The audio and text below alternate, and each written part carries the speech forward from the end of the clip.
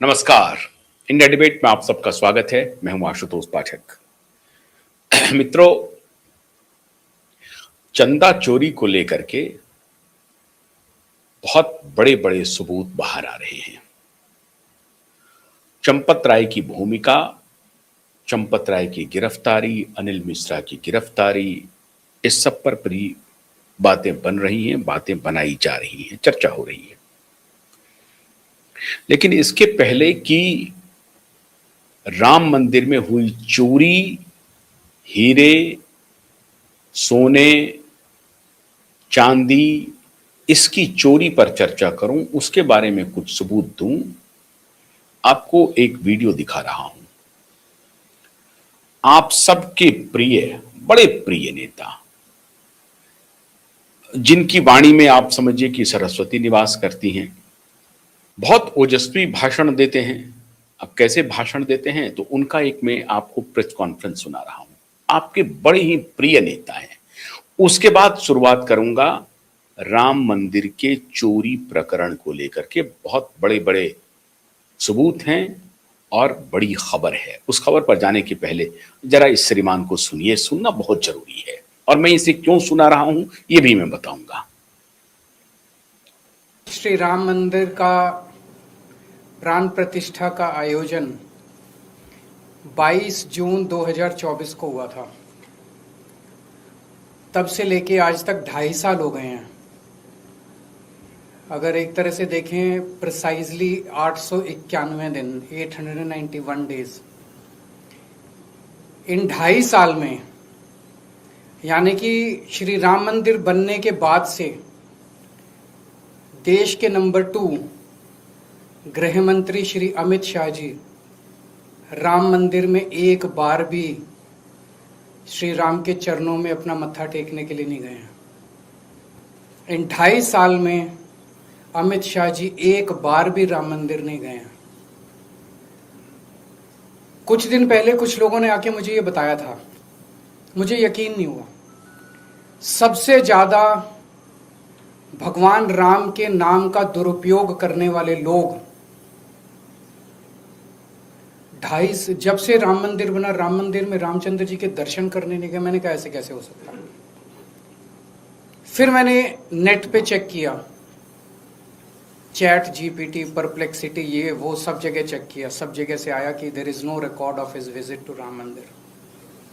फिर मैंने पत्रकारों, यूपी के कई पत्रकारों को फोन किया।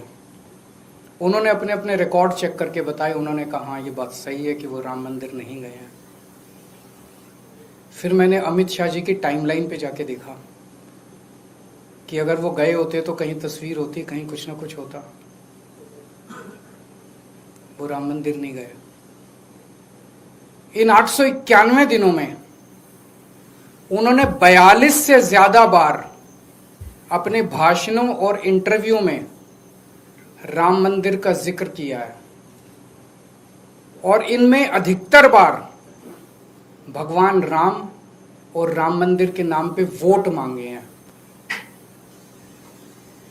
वोट मांगने का टाइम है, भगवान राम के नाम पे वोट मांगने का टाइम है, लेकिन भगवान राम के चरणों में आशीर्वाद लेने जाने का टाइम नहीं है।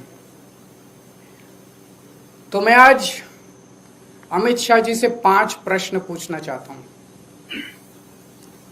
आप राम मंदिर क्यों नहीं गए? ये मैं नहीं पूछ रही, देश की जनता पूछना चाहती है, आप राम मंदिर क्यों नहीं गए? दूसरा प्रश्न, क्या आपका भगवान राम के दर्शन करने को मन नहीं करता? तीसरा प्रश्न, क्या आपका राम मंदिर जाने को मन नहीं करता? चौथा प्रश्न, क्या आपको भगवान राम के आशीर्वाद की जरूरत है? और 5वां और सबसे अहम प्रश्न, क्या आप रामचंद्र जी को भगवान मानते हैं? ये लोग भगवान रामचंद्र जी को भगवान मानते ही नहीं है। अगर भगवान मानते ये लोग तो कभी चढ़ावे की चोरी नहीं करते। भगवान के सामने दिए हुए दान की चोरी नहीं करते कभी ये लोग। उनको डर लगता अंदर से। कि अगर हमने चोरी कर दी तो भगवान देख रहे हैं, भगवान तो सर्वव्यापी हैं, भगवान देख रहे हैं, चोरी देख रहे हैं, हमें महापाप लगेगा, हमारा भविष्य खराब हो जाएगा, आने वाली जिंदगियां खराब हो जाएंगी, ये जिंदगी खराब हो जाएगी। इनको डर लगता, लेकिन इनको कोई डर नहीं है, खुलेआम चोरी कर रहे हैं। तो अगर ये राम को भगवान मानते तो कभी चोरी नहीं करते, ये तो राम को भगवान मानते ही नहीं है।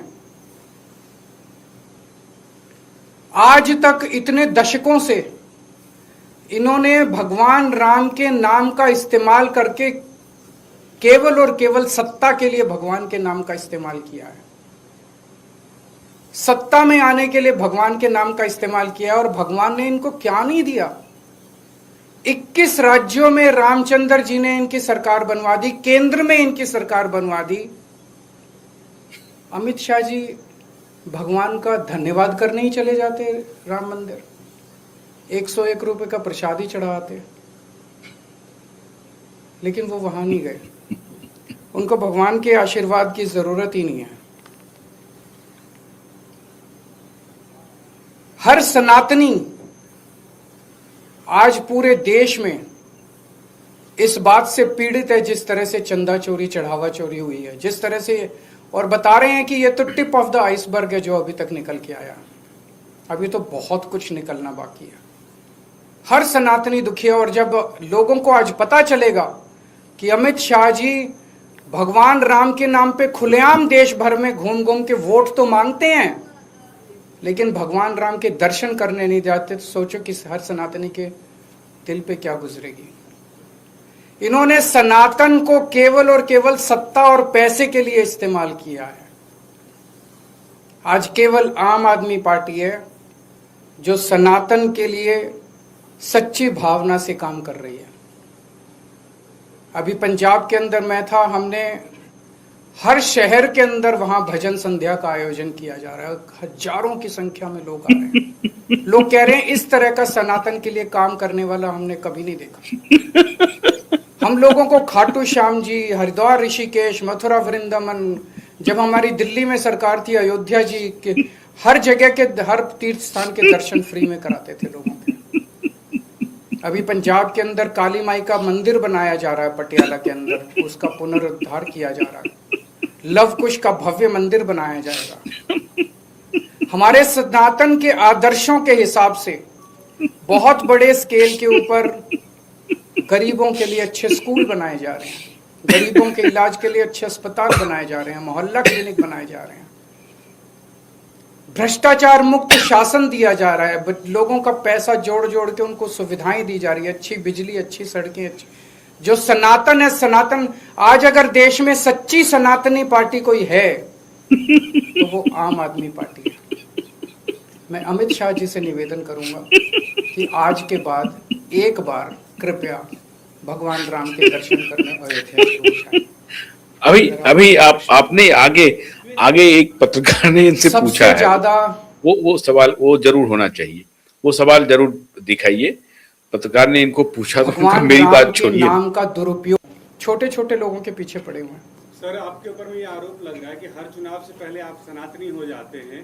पहले आप, मैं तो अभी गया था, रुपये पे चाह रहे थे कि लक्ष्मी और गणेश जी दिखे।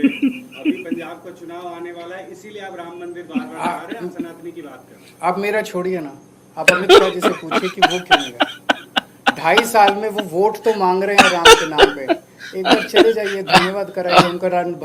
अब वापस आ जाइए, वापस आ जाइए। अब देखिए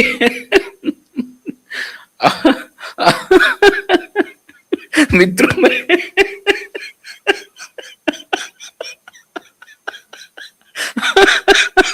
अब मैं हैरान हूं।